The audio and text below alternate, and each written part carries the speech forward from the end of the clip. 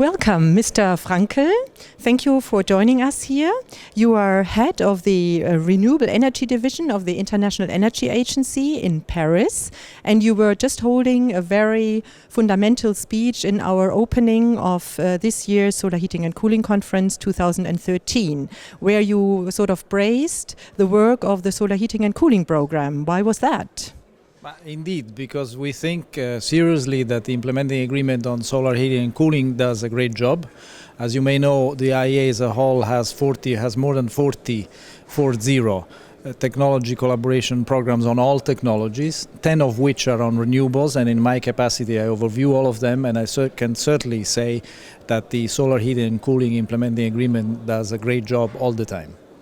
Well, this is good news, but you also said that there is a big lack of awareness among policymakers for renewable heat, and that your institution would sort of improve its own policy on renewable heat. What do you have in mind?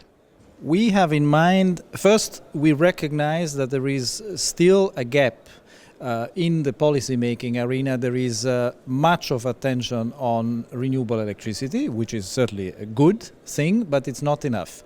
We have to remember that more than 50% of final energy demand is in heat, and unfortunately the share of renewables in heat overall is today very small. I would say deceivingly small. With the exception of some bioenergy, the contribution of solar thermal today is only, for instance, 0.8% of total heat demand in buildings, and is absolutely negligible in industry.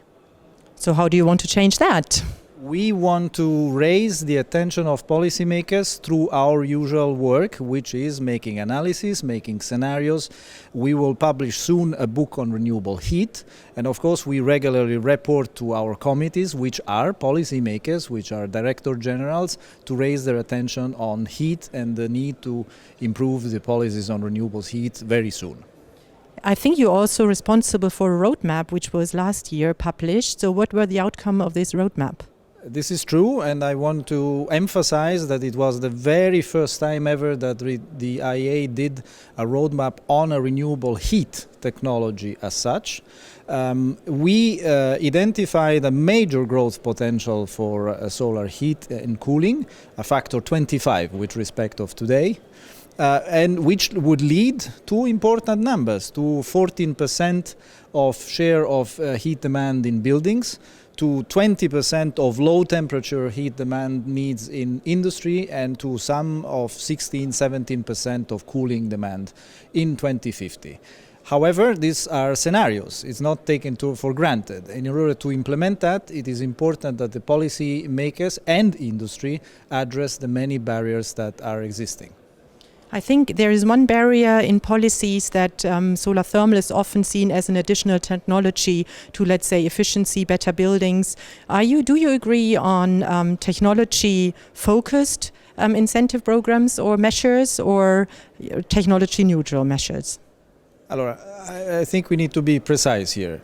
The objective of the policies and also of the industry need to be focused on the final service that the customers ultimately want to have. It is important for everybody to recognize that a customer doesn't need necessarily one specific technology. It does need hot water, good lighting, electricity service. Having said so, how to get there? And in particular, in an inception phase where technologies are new and do not have a market, it is more effective from our analysis, and also looking at what happened in the electricity field, to have technology-specific measures and targets and not technology neutral. The technology neutral should be introduced in a later stage once the different technologies can compete with each other on a more level playing field. This is not yet the case, certainly for solar thermal today. Well, you also mentioned interesting figures regarding short-term growth in the solar thermal sector. You spoke about a 2 to 3 times increase on the total capacity worldwide, which is mainly in China. How this will change the industry worldwide? The Chinese experience has already changed the industry, because the different European industries or also American industries need to compete with some products coming from China and having different applications. I see two elements here.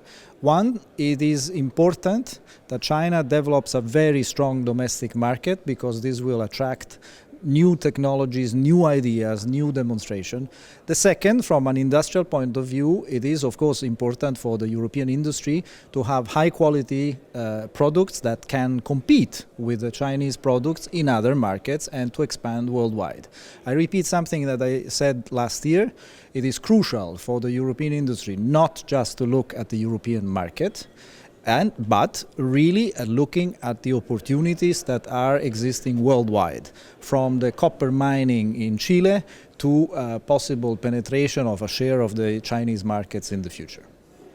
So if you think of Solar Heating and Cooling Conference 2015 and you are again a keynote speaker, what will you be able to present in 2 years, like a success which you had with your institution or something?